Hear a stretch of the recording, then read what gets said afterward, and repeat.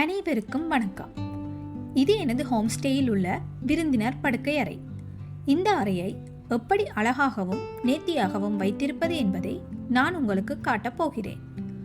சுத்தம் செய்வதற்கு தேவையான ரசாயன வகைகளை தனித்தனி பாட்டில்களில் போட்டு பெயர்களை எழுதித்தான் நான் பயன்படுத்துகிறேன். உங்களிடம் உள்ள வெறுமையான பாட்டில்களை பயன்படுத்துவதன் மூலமும் நீங்கள் செலவை குறைக்கலாம். முதலில் கைகளில் கிளவுஸ்களை அணிந்து கொண்டு தயாராகலாமா? நான் ஜன்னல்களை திறந்த பின்னர் மேலே இருந்து சுத்தம் செய்ய ஆரம்பிக்கிறேன்.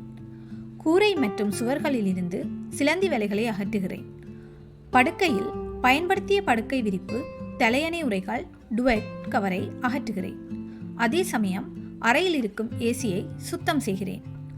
அதன் பிறகு படுக்கை, அலுமாரிகள், மேசைகள், மரச்சாமான்கள், சுவிட்ச், பல்ப் போன்றவற்றிலுள்ள தூசியை நன்கு துடைக்க கிளீனர்களை பயன்படுத்த வேண்டும்.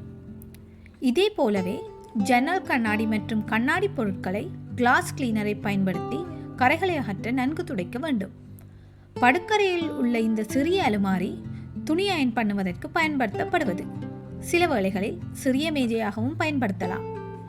நான் அறையில் உள்ள அழகான சிறிய மரங்களை நன்றாக கவனித்துக் கொள்கிறேன். அதற்கெல்லாம் பிறகு நான் தரையை வைக்கும் அல்லது கூட்டுவதன் மூலம் சுத்தம் செய்கிறேன். என் வேலை முடிந்தவுடன் அறையில் உள்ள குப்பை தொட்டியில் உள்ள கவரை அகற்றிவிட்டு அதற்கு பதிலாக புதிய கவரை போடுவேன். இந்த அலுமாரியில்தான் இந்த அறைக்கு தேவையான படுக்கை விரிப்புகள், தலையணைகள், டுவெட் மற்றும் துண்டுகள் போன்றவை வைத்திருக்கிறேன். அறையில் உள்ள துணி ட்ரேக் மேல் தேவையான டவல்களை வைத்த பிறகு நான் படுக்கையை சரி செய்ய போகிறேன். மெத்தையின் மேல் மெத்தை ப்ரொடெக்டர் உரையை போட்ட பின்னர் படுக்கை விரிப்பை போடவும். ஏனெனில் மெத்தையை நீண்ட காலம் பாதுகாப்பாகவும் பயன்படுத்த முடியும். பெட்ஷீட் போட்டு மெத்தைக்கு அடியில் நன்றாக மடித்து பின் இப்படி தயார் செய்யவும். டுவெட் இவ்வாறு கட்டலில் போட்டு நன்றாக தயார் செய்து விட்டுத்தான் தலையணைகளை படுக்கையில் வைக்க வேண்டும்.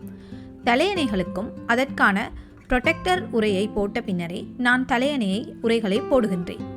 சாதாரணமாக இப்படி விருந்தினர்களுக்கு 2 அளவுகளில் 2 தலையணைகள் வைத்திருப்பேன். கடைசியாக படுக்கை அறைக்கு அருகில் கார்பெட் வைத்து எல்லாம் சரியாக இருக்கிறதா என்று பார்த்தேன். வழக்கமாக நான் செய்ய வேண்டிய விஷயங்களை எழுதுகிறேன். ஏனென்றால் நான் எதையும் தவற விடுவதில்லை. என் வீட்டு படுக்கை அறை எவ்வளவு அழகாக இருக்கிறது என்று பாருங்கள். நான் இவற்றை செய்வதில் மகிழ்ச்சி அடைகிறேன்.